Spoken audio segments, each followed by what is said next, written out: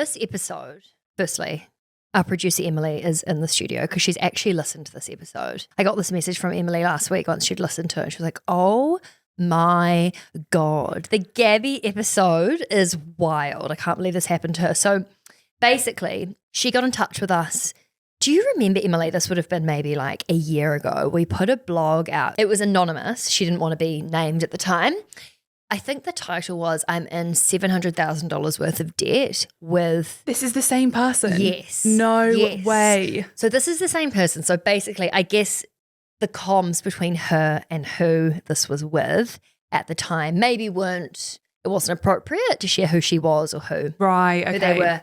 But now it's all fine and she was comfortable sharing her story more openly.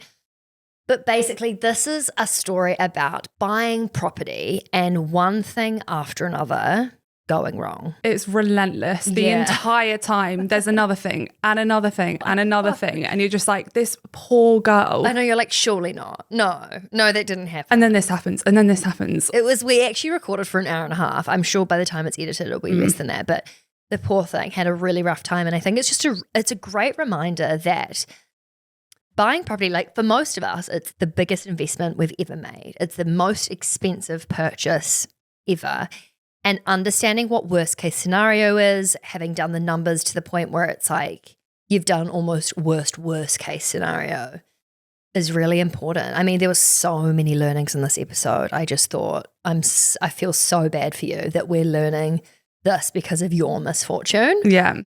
But very grateful that she came in and shared her story. We will include the original blog in the show notes if you want to have a read of that. Great idea. Very good idea. If you get halfway through and you just want to know what happened at the end, feel free to skip through the blog. Yeah, have a read. No worries. In this episode, we talk a lot about Gabby's experience with property and home ownership that just like absolutely did not go to plan. And we just wanted to share a message from our partners BNZ who know that home ownership is not a straight line. Sometimes life just does throw you curveballs and there's actually nothing you can do about it. You just have to remember that they're all about supporting you through the hard stuff, not just the highlights. So if you are in a position where you're having a total meltdown or something's not gone to plan, just remember that the sooner that you talk to the bank, the more options that you will have. And it is never too late, no matter how dire things feel, to reach out. They are always there to help and not judge. So whether you're at the start of your journey or you're rebuilding, whatever has gone wrong, remember that BNZ has got the tools and the people and they're ready to help you find a way. Okay, here is the episode with Gabby Hyde. Gabby, thank you so much for coming into the studio. This is so fun having like a fellow Kiwi living in London. How long have you been over here? So I've been here just over 3 years now. Yeah. It feels like a lifetime ago that I actually did come over. I think what's probably quite crazy is I haven't been home in 3 years at the same time. Wow. I know. That's a long time. But yes, I'll be back in February next year for 2 weddings. So I would love to start at the very beginning. When you, several years ago, met your now ex, what was the situation like? What was the context that you met each other? How did the relationship actually start in the beginning? So this was quite a few years ago now, but both in Auckland at the time. We actually had mutual friends, a lot of mutual friends. Oh, that sounds very New Zealand. Yeah, I know. Ran into each other on a night out. Yeah, and things moved really quickly. I think it was probably, I want to say potentially less than 6 months in, and we were spending significant amounts of time with each other. And we're always very like open, take turns in terms of buying this, doing that. And then it was actually a friend of ours that said, had you heard of the Air New Zealand American Express card? It's it's a credit card, but you got 500 worth of Air New Zealand points if you signed up within the next few months. We have family kind of across New Zealand, so it made sense to do those kind of domestic flights. And we were like, this is a really, really good idea. We could have a joint card. We could kind of split everything. We'd have a card each. And so instead of taking turns, we could just put everything on this. And then when it came at the end of the month, we just split it 50-50 down the middle. And were you living together at the time? Yes, I think we'd just started living together when we kind of looked into that. And was this during COVID, or am I getting myself confused? It is slightly pre-COVID. Okay, right. But we're getting into that time. Got it. So we moved in together. me, a part of the Yeah, you're relationship. here. So we all moved in, and then so this card came up. And when you say you were splitting everything, was this rent? Was this groceries? Was this phone bills? Was literally your whole life going on there, or was it just some things? It was just probably the day-to-day expenses. So groceries, dinners out, petrol, kind of those expenses that just come about and you're like, oh, just chuck it on my card. Rent and other things we definitely had a conversation about because at the time we were living with other people. So it was what was fair considering that we had moved in with each other with others as well. But yeah, I think we were both very like open and transparent and said, this makes sense. We're pretty fair and reasonable, logical. We can get some points at the same time. Me being super frugal is probably not the right word, but at the time I was always looking for like the best deal. Okay, so then we move on into like co-expenses when it comes to groceries, very different to co-owning property, which is where we're heading in this conversation. Spoiler. Yeah. How did you get from where you were in a shared house, kind of integrating your finances to then deciding it was like a good idea to buy a house? And also, how far through the relationship was this? What was going on? Yeah. Like, can you paint the picture? Again, quite soon in, I would say. I think I remember the conversation coming up, and this is potentially hazy, is that at the time I was playing around with Sharesies. And this was slightly pre-COVID or around about that time. And I was putting money in and we were talking about like investing. And then I guess the conversation came up and it was like, oh, do you have a disposable income? Are you putting away money regularly for the likes of Sharesies or anything else? So this was your first investing combo. Yeah. And I think we both kind of had the conversation is that like within the next few years, it would be really nice to invest in property. And I think there's an element of like socialization that comes with that, definitely being a New Zealander. It's like, We're so obsessed with it. I know. We're absolutely obsessed that it's the smart decision to go save up and go buy property and it will increase in value and that's your little fund. That's your investment and that's what you should do with your money. And this was also probably at the time where interest rates were very, very low and going through COVID, people started being like, oh, maybe I should buy a property. Now is the time. And then the market started to pick up and it felt that everyone was buying a house. And then so was this, because I can't even remember what was happening with the price of houses in COVID. Were they still quite high? So I think things dropped for a little bit and then things started creeping up. I think this was probably mid-2020. And I remember that we started going to, it wasn't open homes. I think it was starting to look on Trade Me. And maybe it was over COVID where they weren't doing open homes yet, but they were still trying to sell properties. And yeah, we'd seen other people post about how they'd just purchased a property and they didn't even view it and that type of thing. We were turning around being like, surely if they can do it, why can't we do it? And then also, should we give him like a pseudo name, like just so that we can refer to him throughout without it being like the guy? Ted? What? Ted. Yeah, let's go with Ted. I don't know where that came from, but kind of cute. Yeah. Ted, I kind of like it. Yeah. Okay, so you and your beloved Ted, yes, at the time decide, right, here we go. We're going to buy some property. You go through the process of getting a mortgage. What was that like and what were you approved for? Yeah. Talk us through what that was like. So we went and spoke to a mortgage advisor, just looked at our financial situation to see, what we could really afford and were pleasantly surprised about how much we could borrow and then made the conscious decision that we were going to borrow that amount, that we would borrow the maximum that we could with the income that we're working with. I think because at that price point, we were thinking, okay, we want at least a 2-bedroom and that will enable us to get a decent sized 2-bedroom rather than taking less from the bank, maybe only getting a 1-bedroom place. It kind of made more sense. And you were also going to rent out the other rooms, so. Yeah, exactly, to help supplement the mortgage. Yeah. We knew that we wanted to do Auckland and we've always wanted central location. I think everyone does. But we definitely were a little bit more strategic about it, meaning we looked at the areas which potentially would have maintained their value over time in terms of property value. So we looked at good school areas where there were parks, where there was good public infrastructure, whether that was access to buses or trains, which made, I guess, give us confidence that at a point that we might sell this property, someone else would want to live there as well. So we were more location-based over what the property actually looked like. And it was all happily ever after and everything went so well. Yeah, so well. Yeah. But I think at the time it was really interesting because like in New Zealand, which is slightly different from here, is that like a lot of property sales are like auction led. And that was quite like nerve wracking. So, you know, we've spoken to the mortgage advisor, we can get, we're allowed to borrow this amount of money from the bank. We go through the approval process and they basically go, okay, you can go sign a sell and purchase agreement now if you want. Okay, so sell and purchase agreement, for anyone that does not know, is it's essentially saying this is the house we want to buy and we're committing to it, right? Yeah, exactly. It's a legally binding contract that essentially says this is the house we want to buy and this is the amount we're willing to spend on it. Yeah, exactly.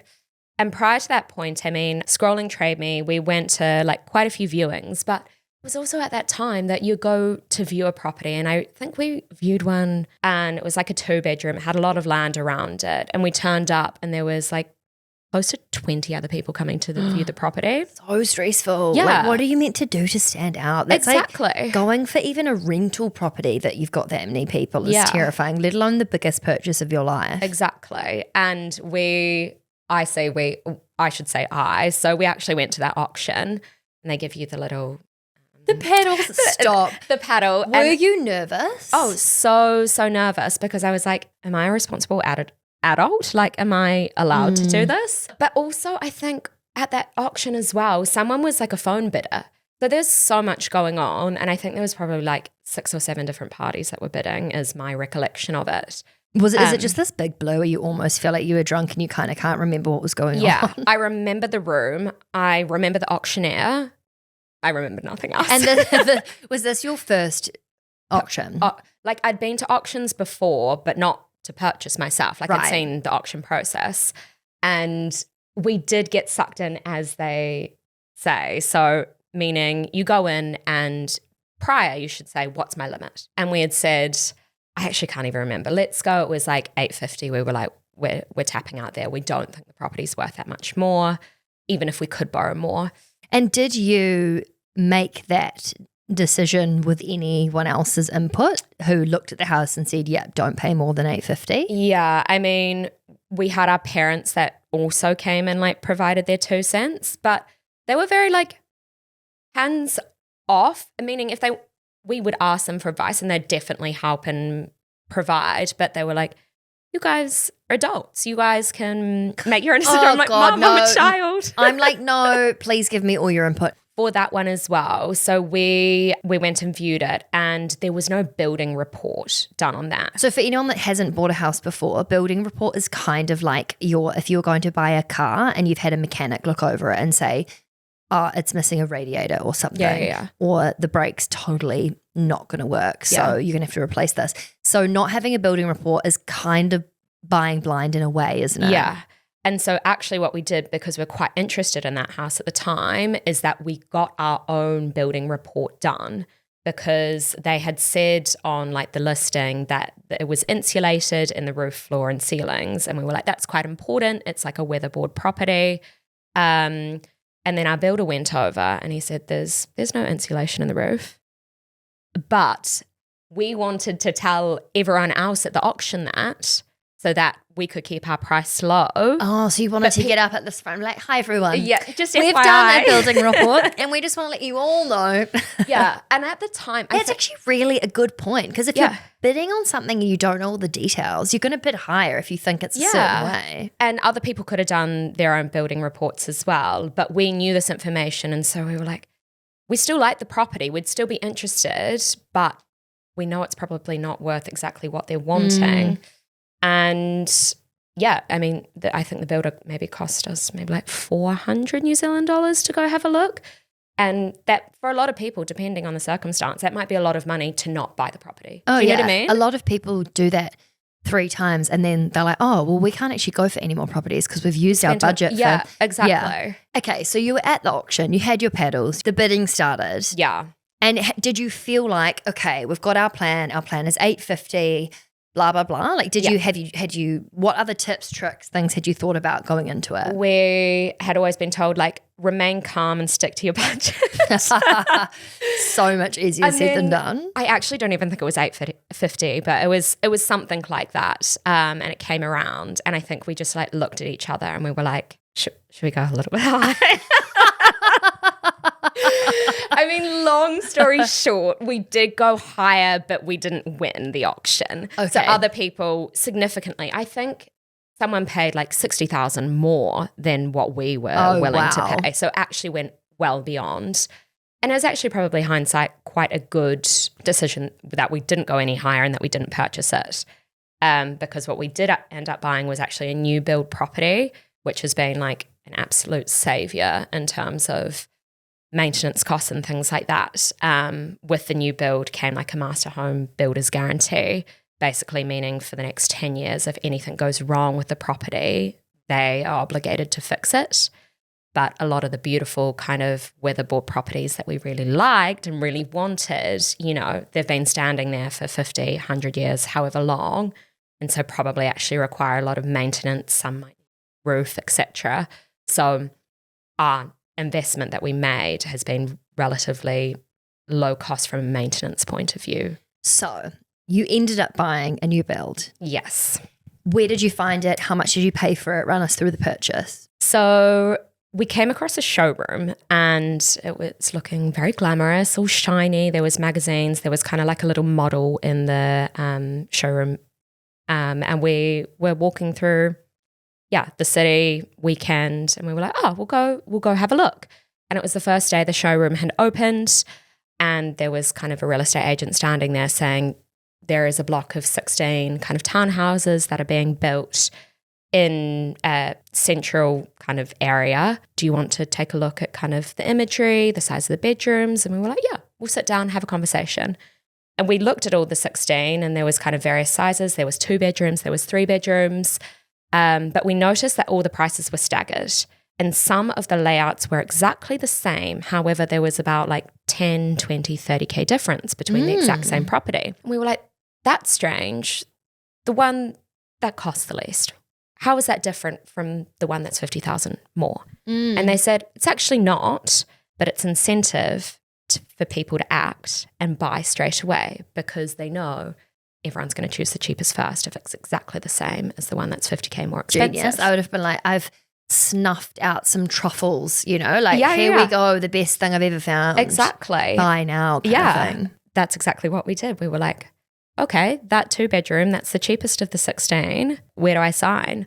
We got given more of the details in terms of like when the plan to build was, who the kind of developer was. So we also were able to go look around at another development not far away to see like comparable properties, kind of what the finishings were. We had a couple of options because it was new build to be able to choose colours and things like that. Very limited. It's really interesting, the whole new build versus existing building. I don't know why I have this real thing where I'm like, and I don't know, again, if it's just absorbing what people have said over the years, but I feel like I've heard new build isn't as good of an investment, and I don't know why. What did you do your research around pros and cons? Well, we thought more from a maintenance point of view that, again, I go back to the master home builder's guarantee. It was like over the next 10 years, that from a maintenance point of view, there should be very little costs associated with that. And at the time, we were thinking, we might do some travel. We might go somewhere else. We don't know how long term we might be in this place. So this makes sense that if we did want to rent it out, it would probably be a smarter investment decision than purchase something that might be slightly older, have more character, in my eyes be more beautiful, but we might need some extra cash. Right. And you just basically didn't want to have to outlay on a new roof or something like that. Another thing that played into it is because the development was supposed to be in a year's time, it also gave us a little bit more time to save some more money, meaning that we could borrow less from the bank, which ideally worked for us. We weren't in a rush to find anywhere, but it was nice to know that something was coming. So you decided on this house, signed, sealed, then what? We wait. But at this time, it was probably when we purchased, probably was close to peak of the market. And I know everyone talks about that in 2020, 2021-ish. And all the 16 units were purchased, which was great because that gave us a little bit of confidence. We got the cheapest one of the 16. Surely if other people were paying a lot more for the same thing, we didn't pay too much for this property. You're thinking, bargain. We got it. We got in, wow, good on us. We went first. We took a punt, but it's paid off. Yeah. Because also some new builds cannot happen if they're not all bought, right? Because they don't have the money to do it. Yeah. Because so when you sign, it's kind of conditional on the fact that they are able to get other buyers. Is that right? Yeah, totally. And I guess what was key at the time is that when we kind of got our mortgage pre-approval, what we did is that we actually looked at kind of interest rate fluctuations to say, because there'd been a little bit of chatter about, okay, interest rate's going to go up. Would we still be able to afford the mortgage at a higher interest rate? So had done a bit of those calculations and said, even in a year's time, we still think if interest rates increase by 2, 3, 4%, we should be fine to be able to do this. Sounds like you really did your research. Like were really prepared. I mean, a lot of people go into it and just think best case scenario, not worst case. Yeah. It sounds like you had really thought about it and done your numbers and like you were approaching it in a really mature, measured way. Yeah. I mean, we're probably both relatively risk averse, but we definitely had an Excel spreadsheet with all the numbers on it. But I guess kind of we're waiting, we're saving, we're doing these things. And a lot of talk in the media about, okay, property prices at an all-time high. Have people, paid too much? Are they really worth this much? Interest rates do go up and property prices start to plummet. Shit. And we're thinking, this is making us a bit nervous. At this time, we are coming up to when the property was supposed to be fully finalised, built. So we're thinking, okay, we're nearly there. Hopefully interest rates don't increase a little bit more. We can lock something in. We should be okay. But we then get a notice from the developer, we're still another 6 to 9 months out. And why so delayed? Yeah, well, building materials. And I don't know whether people remember that kind of conversation, but there'd been a shortage on building materials because there'd been a lot of new builds, especially over that kind of COVID period.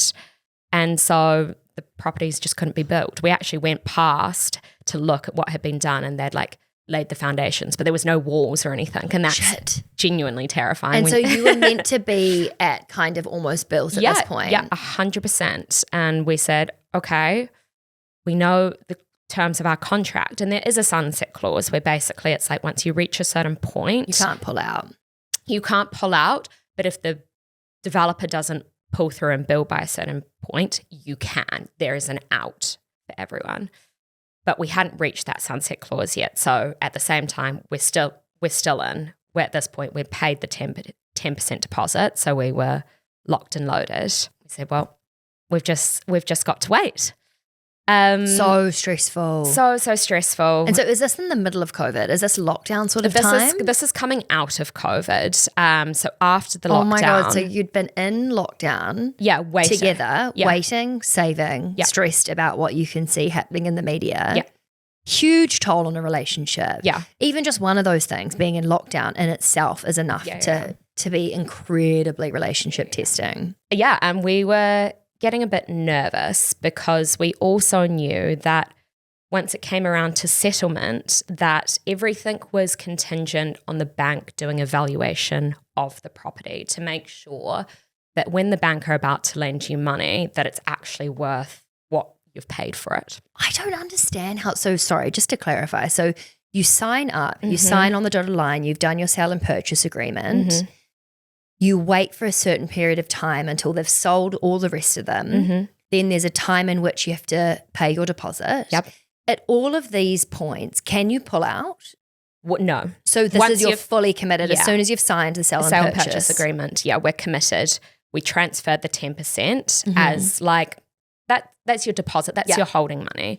Knowing that once the property is built for a new build, that's when you submit your additional 10% to make up the 20% that we owe for the property. Mm-hmm. However, because it's a new build, the bank is looking at the value of the property and they're basically trying to assess like the level of risk that they're about to go lend you 800,000, let's say. So they want to know that the property actually is that. So if we default on our mortgage, then they can go sell the property and they're still covering themselves, if that makes sense. Yeah. So they can't, though, do the property valuation until the property's built. Of course.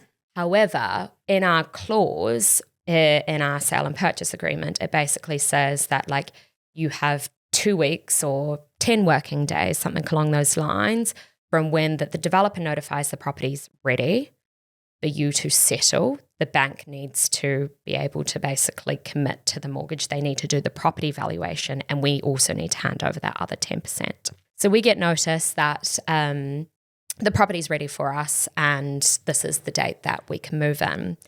So kind of those 10 days come around and we're like, okay, the bank need to do the valuation and confirm that they're still going to lend us this same amount of money that they said that they would. It is so stressful to almost be 2 years later. Yeah.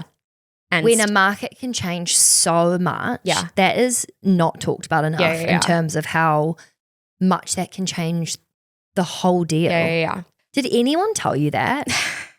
Yes and no, meaning it was in our contract. We spoke about it. We knew about the sunset clause as well, but we really didn't think we would be here 2 years later. And so we didn't really foresee that scenario.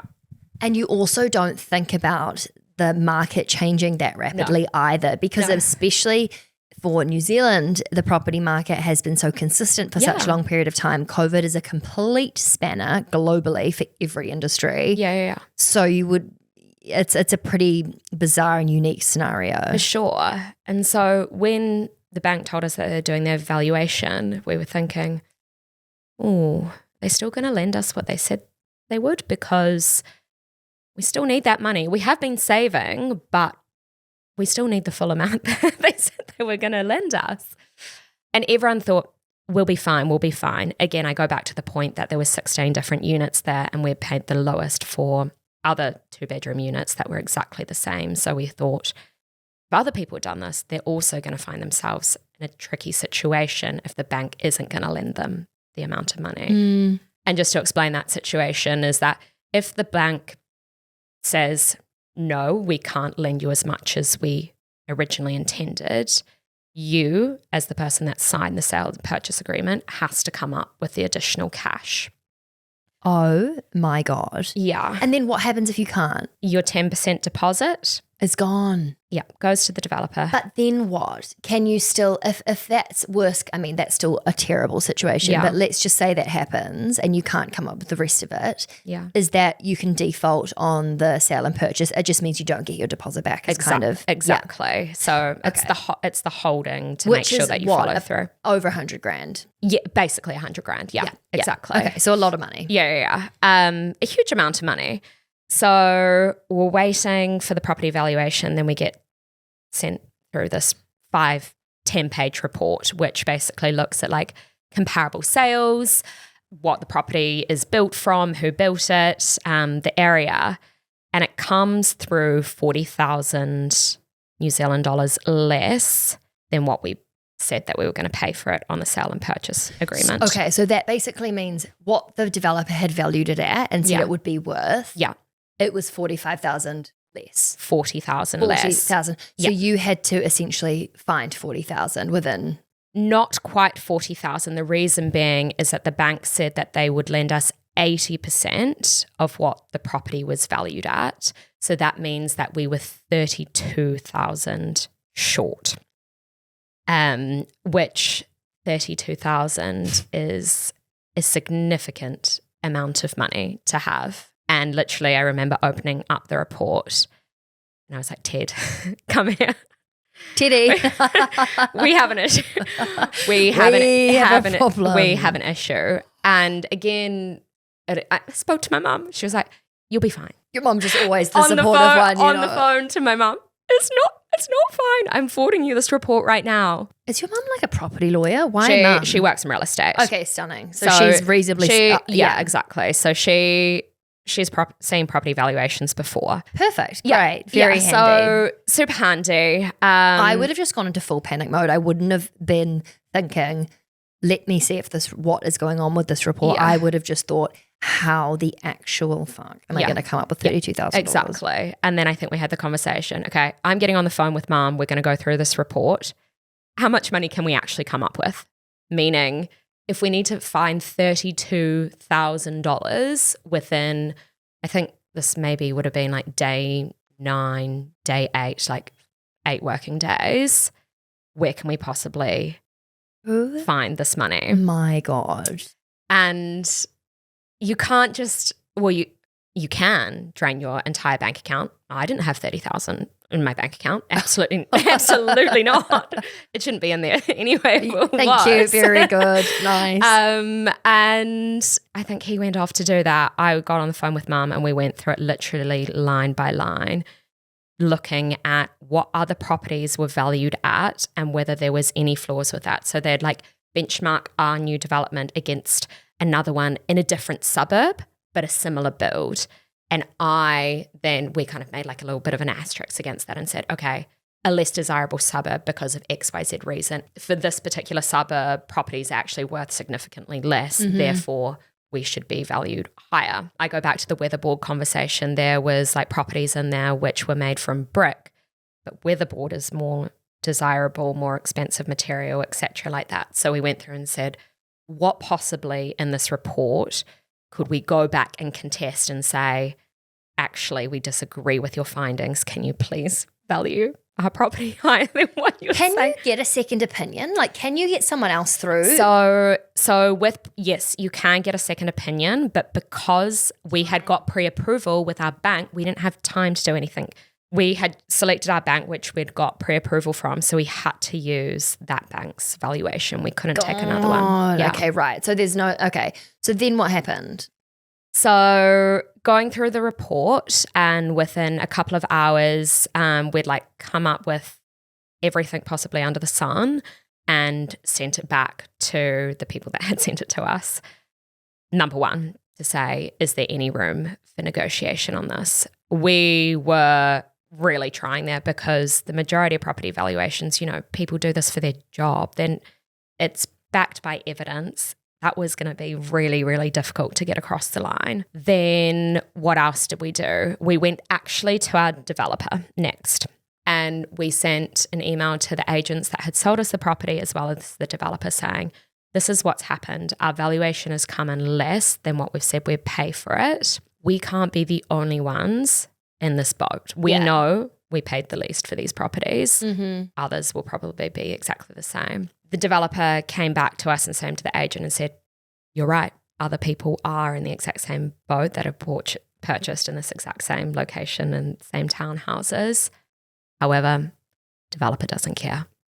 Oh, because they kind of, I get it. It's also like, what are they meant to do? It's been valued at this. It's kind of. Exactly. I mean, it's brutal, but it is not their problem. Yeah, absolutely not. But also, it's really not in their best interest for every single person to default. 100%. All they get is the deposit and then no one else owns the property. Exactly. And so we said, well, if you took to this property to the market now with this current valuation, you wouldn't be able to sell it at that price anyway.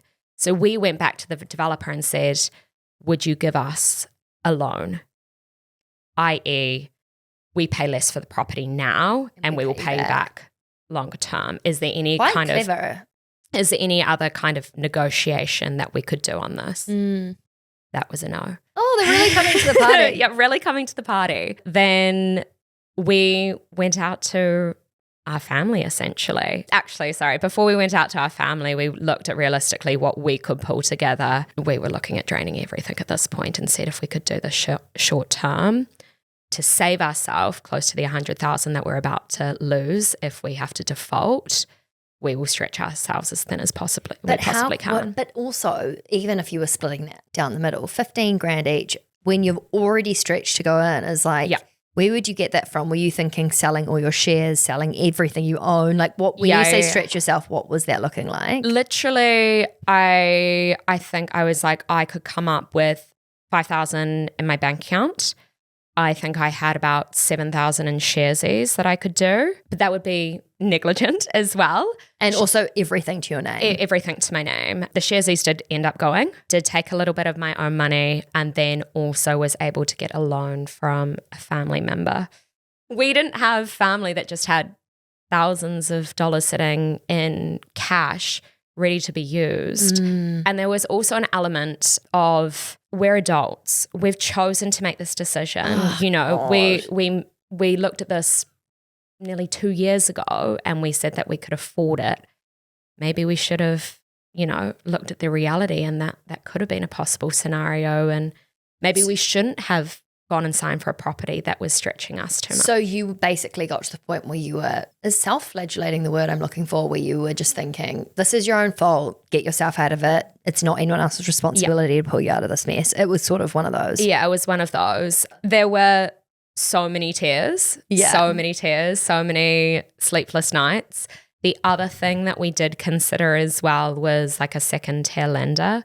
So borrowing the money off another private organisation at a higher interest rate so that we could then use that money.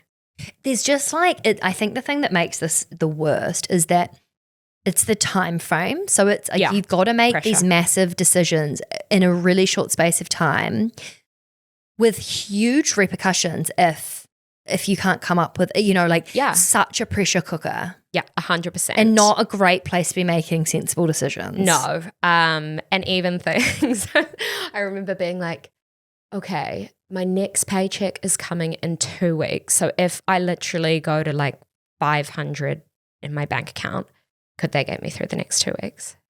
Like, that is ridiculous, and no one should do that. But when you're playing with that amount of money that you're potentially going to lose, these crazy things kind of cross your mind and you're like, I've got to do everything. It's really like fight or flight. Was there a point where you thought, actually, we're just going to have to default on this? Or we should default on this? I really thought we were going to default on it, to be completely honest. And I think that's where the tears came from, because I was like, we have saved for so long, put in all of our like hard-earned money aside for close to 100K to just pour it down the drain, disappear for nothing. I guess throughout that kind of time, definitely I had tensions. The other silly mistake that I ended up making is that I had put my additional 5%, because we decided to do 50-50 on the house and we still had that remaining 10% deposit. My 5% that I was saving, I put that in a term deposit. Oh, gosh. Where you need to give notice if you want to withdraw. So I had forgotten to give my notice. This is honestly so something that I would do. Like, I just feel for you. And I realized this would have been like 8 days before. Oh my God, due. just to just add to the pressure. And it was like a 30-day notice type situation. And I remember just like running into the room and being like, I haven't, like, all my money is tied up. I have no money.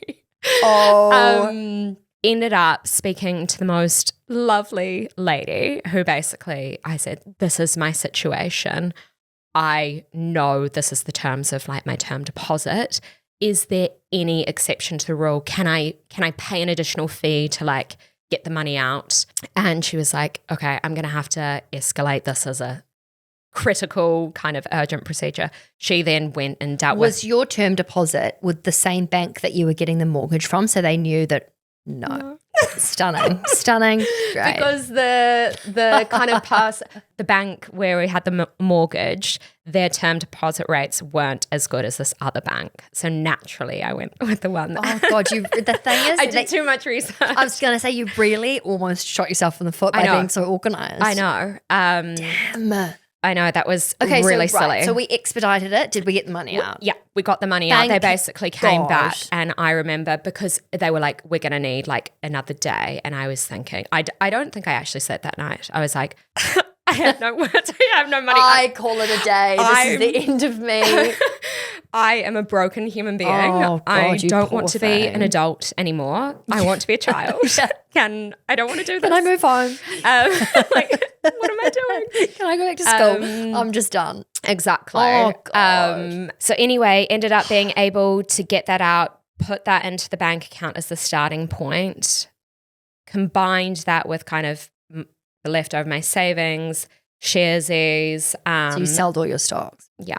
And a loan from a family member. And 48 hours out before everything was due, we managed to get the money together. Wow. I have no words to even describe how stressful that scenario was. I've never been that stressed in my entire life. Right. So let's just talk about the relationship for a second. So you go through what is arguably one of the most, if not the most stressful time in your life. Yeah. How was the, dynamic at this point? We were okay, but mentally drained because at that point, all you're talking about is money. Yeah. It's not how your day is. It's, have you spoken to your mum? Have you spoken to the bank? Have you figured out this? Have you transferred the money? Have you spoken to the lawyer yet? Is it in their account? Have you robbed the bank? Like, What are we doing?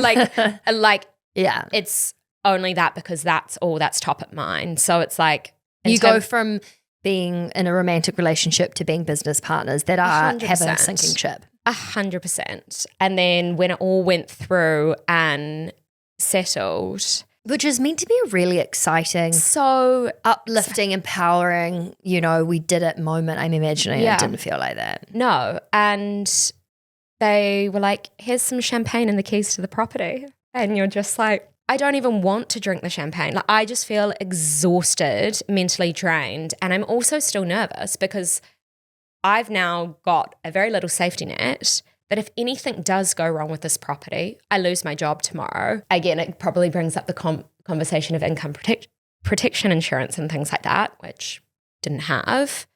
I'm still in a very, very risky position. So I need like months to kind of like build myself up again and feel like financially secure. Both of us do. So we get to that point, and probably within, I want to say like another 6 months, it's too much. We're just not on the same page, and we kind of mutually decide that like it's just not working with each other anymore. Right. So the relationship fully broke down. Yeah. And I mean, there is an element of stress with the house that came with that. There's obviously a lot of other things that happened at that time. But I do think it's kind of those extreme stressful life events which can kind of make or break people. And I would absolutely say is that like we were both very supportive of each other throughout the entire process and were kind and lovely, but it's draining and it really took a toll. After the breakup, was one of the first things that you had to speak about was like, how are we going to deal with this house? What is the plan? Where to from here? Because you, even though you don't have children or a little dog, you have a baby in a sense that you have a house together. Yeah. Then it is the conversation of what do we do with this now joint asset that we have? And another learning is that we hadn't formalized any sort of contract. No, I just want to do like the Homer Simpson, like in the hedge moment. And I actually think everyone will be like, that is crazy. That is genuinely crazy. Oh my and I God. think like for me, I even think about that and I'm like, why did we not do that? Because that is usually something that I would do. I'm very like, no, this has to make sense. We need a contract. We need to formalize it. We had like emails back and forth from each other where it was like agreement and also the sale and purchase agreement that everything was 50-50. So it was kind of like very clear as day what was happening there. But in terms of like an out for whatever point that was, we didn't have very clear like terms of, okay, what if one person wants to sell their 50% share of the property and another person doesn't? Gosh, which is so important. Yeah, like we had nothing in writing. So we then backtracked, and because I think the benefit of like ending on good terms is that there was no kind of bad blood there, that we were like, okay, let's be reasonable and logical about this. So we put together a contract based on what we wanted. We then got that kind of verified by people in kind of more relationship property space and established kind of like our 3 different like out clauses. But at the time we said, we haven't gone through all of this to just turn around and sell the property again. Because you made it as a financial decision too. Yeah. It wasn't just to live in. This Yeah. was a really great financial decision, which obviously turned out to be the most stressful thing in the entire world. Yeah. However, at this point, the property hadn't, I'm assuming, gained any value. So No. it would have all been for nothing if you turned around and said, we've broken up, let's sell it. Oh, absolutely. The valuation stood, the Auckland Council valuation, which was done the council valuation that had been done separately as well, also said it was worth less than what we had paid for it. So we said, okay, we will keep it, but we'll need to tenant it because we're both going to go into our separate living situations.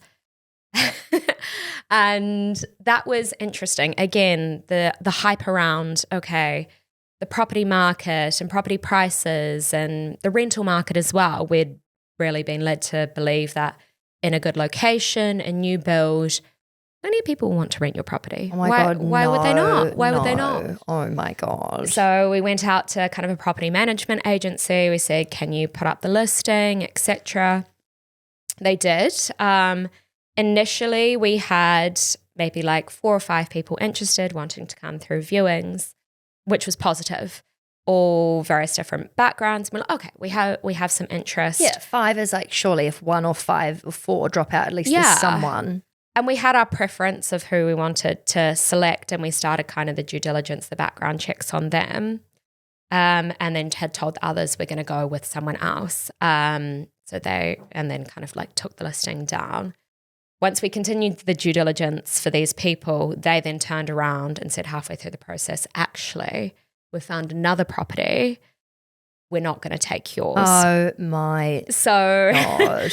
So we went back to the other people that had viewed and said, are you interested again? And everyone said, no, I found something else now. Found something else. Go back, list it again, and time is ticking. Are you paying for the property together Yeah. at this point? So Yeah. you're just paying the mortgage? Yeah, we're paying the mortgage. Which was like how much each vaguely? About, what is the mortgage? Every fortnight. It's sitting around kind of like that 2,000 New Zealand dollar So mark. quite a lot of money. Yeah. And this is on top of the rent in your new places that you're now living. Exactly. Oh my gosh. And we're already fully like stretched ourselves. So this is all happening. We go back, list the property, no interest. No Yeah. interest for another 2 weeks. No. And we're now coming into the winter time frame where there's less demand for property. Oh my God. Were you like, I'm going to have to move in with my ex-boyfriend? I'm like, We're going to have to move back in yeah, together. exactly. This Because is what the we thing is, that is actually for an extended period of time to paying even 2 double Yeah, yeah, rent, let alone a mortgage Exactly. and rent is just like unfathomable. Yeah, completely. And then saving grace, we find an interested party, but I missed out that we actually ended up lowering the rent price to try and attract more people, which did attract this one particular tenant. We do the background checks on him. All looks good. I mean, they're not done by us. They're done by the property management company. They've all managed it. Get him in and we're like, oh, we can breathe. There's someone in there covering the mortgage. I mean, we're still topping it up because the rent of it doesn't cover the mortgage fully. We're probably 3-4 months in. We'd sign this tenant for a 12-month fixed term tenancy while we still like evaluate what we want to do. And then we just don't get rent put into our account one week, and we get a strange email from the tenant directly to say, hi, I can't afford the rent anymore. I'm leaving the city. I'm moving out of your property. And Is that legal? thank you for your time. Isn't the whole point of a fixed contract that you have to pay a break Yeah. clause? Yes, exactly. And what? You can't do that. Well, technically you can do that. You can stop putting rent in the account and you can start to move out of the account, out of the house. So we responded straight away being like, we understand financial circumstances change. Can you help explain this? You're under a fixed term tenancy. You're obligated for 12 months, et cetera, et cetera.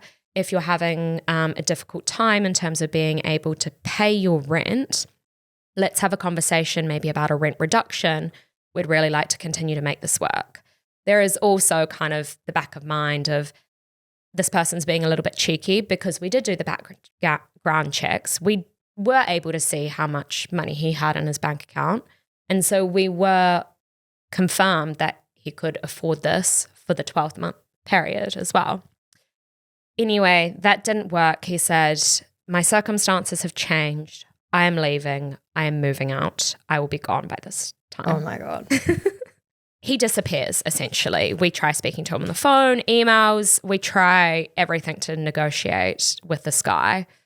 Our one saving grace is that he has paid like a holding deposit that's gone to the tenancy services.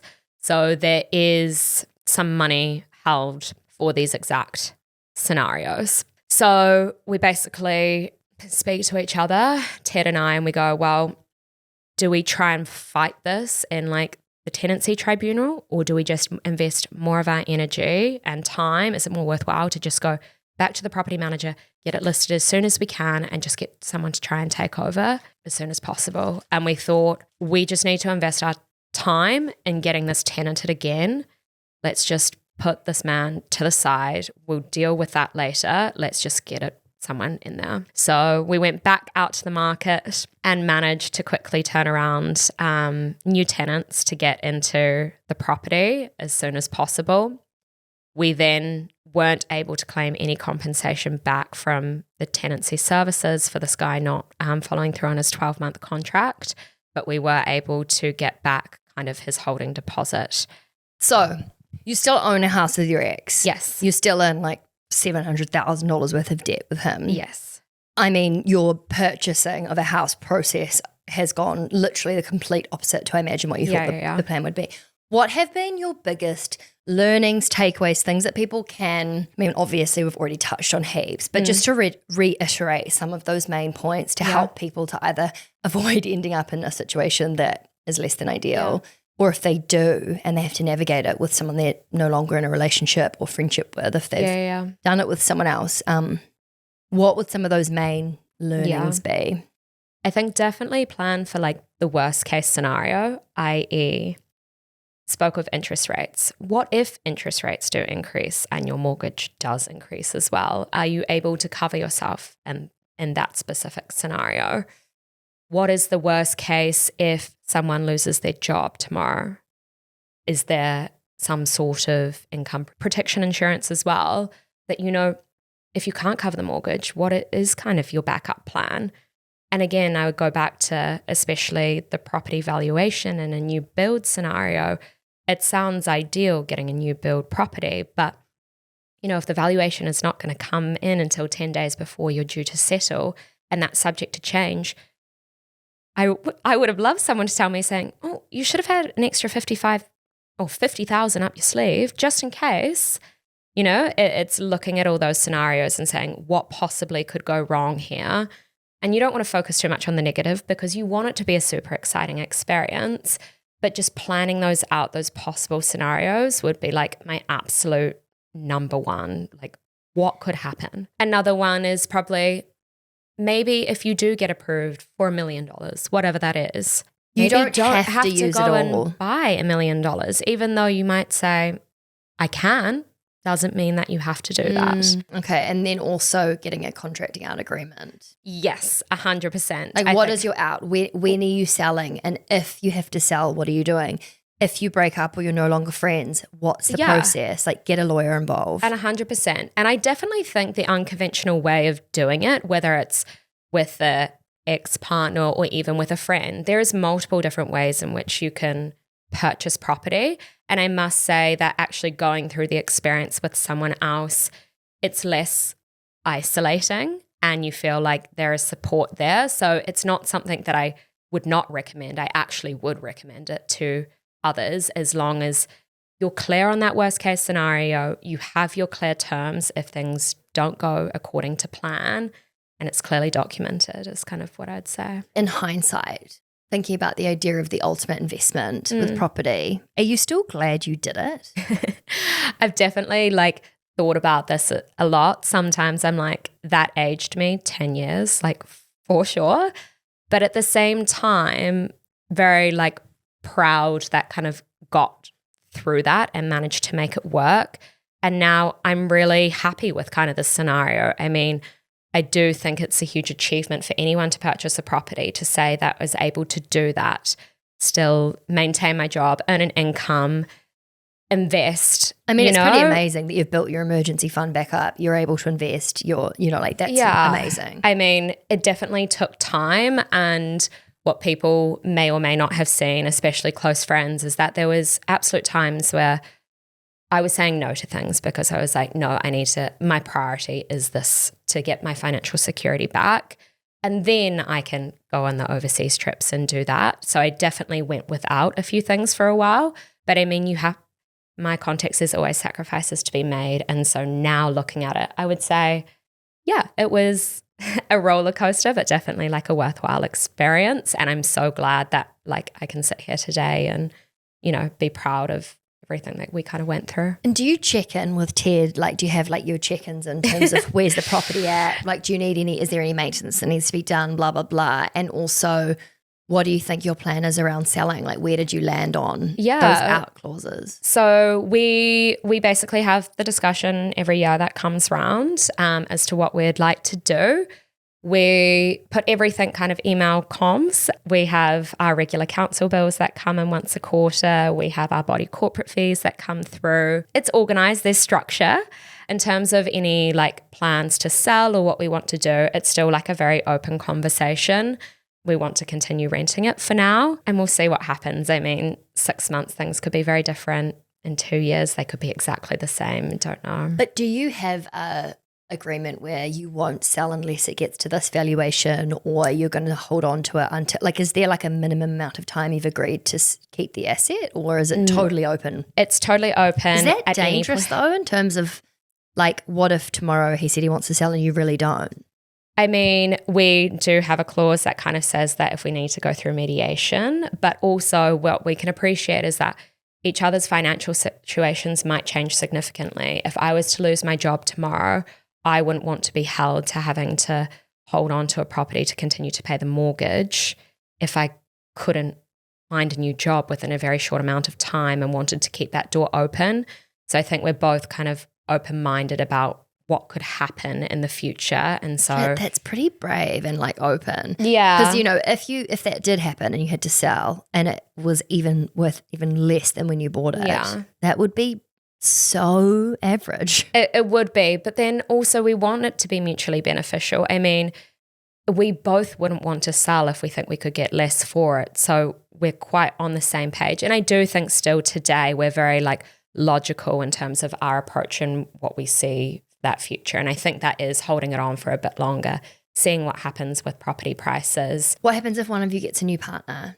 Have you got like any protection around like that partner not getting access to the asset? Yes. So in our contract, we do have like what would happen in the future, not only if this is so morbid, but like if one of us was to pass away and who would be entitled to that 50% share and things like that. So yes, we do have that in our contract, but relationship property is so complex. And so what I'd also say is definitely get an advisor. I'm not an expert also, in this space. Like when if you have a relationship end, generally you can kind of be like out of sight, out of mind. Yeah. And you don't have to, I mean, eventually you'll see on Instagram they've got a new girlfriend or boyfriend or whatever. Yeah. But to be in a position where almost immediately you would have to find out because. Oh, yeah, 100%. Like it's not ideal, is it? It's not ideal, but also like life happens and you just got to kind of roll with it, or at least that's my approach. God, you've got such a good attitude towards it. I hope so. It sounds like you've learned a lot and grown up a lot. Yeah, really good that it didn't turn sour and you had to sell it, or, Yeah. Yeah, many, many lessons in that many, story. Many lessons, but many sad memories, but also many, many happy memories. And to come out the other side, I think we're both super proud of kind of where we've got to, and we'll take it as an accomplishment and a fun story. Thank you so much, Gabby. No worries. And keep in touch. I would love to know if and when you sell it and how that works, and if it, you made money on it. Yeah. Absolutely. Absolutely. Maybe we do a part 2. Yeah. When it comes to the negotiation of sale. Yeah. That could be interesting, but hey, another learning. God. Okay. Well, thank you so much. No and worries. I'm imagining it probably means, you end up in a new relationship. You won't be jumping into financial. Yeah. Gosh, we'll cross that bridge when we get there. Okay. Well, thank you so much. Did you love this episode? Yes. Have you got property front and center in your Yes. mind? Sounds like you're a 5-year-old. I know. Now could be the time to take the first step towards what it is that you're wanting to buy. Whether that's your first home, whether that's a new flat, whether it's, I don't know, buying another investment property. And thankfully, BNZ has the expertise and tools to help you get started, and their home loan partners are ready whenever you are. You can book an appointment, you can ask millions of questions. Trust me, that is totally fine. And you can start turning the property dream that you have into a plan and hopefully soon into a reality. I know from experience that this can feel quite overwhelming, but when you're working with experts who can actually help you get there, it's such a burden off your shoulders to know that you've got the advice and the tools that you need to actually make it happen. We know how hard it can feel and like overwhelming and just, so like a fish out of water when it comes to buying properties. So we're so thankful to BNZ to be helping us create and empower this podcast so that people can learn, and we just want you all to succeed. We want you all to succeed. We're all in your corner, and this is going to be such a game-changing property podcast series. Yes, and for anyone that is going through the process of either buying a house or a flat or whatever it is that you're trying to do, please let us know, because we would love to be cheering you on from the sidelines. But thank you so much again to BNZ for empowering this podcast.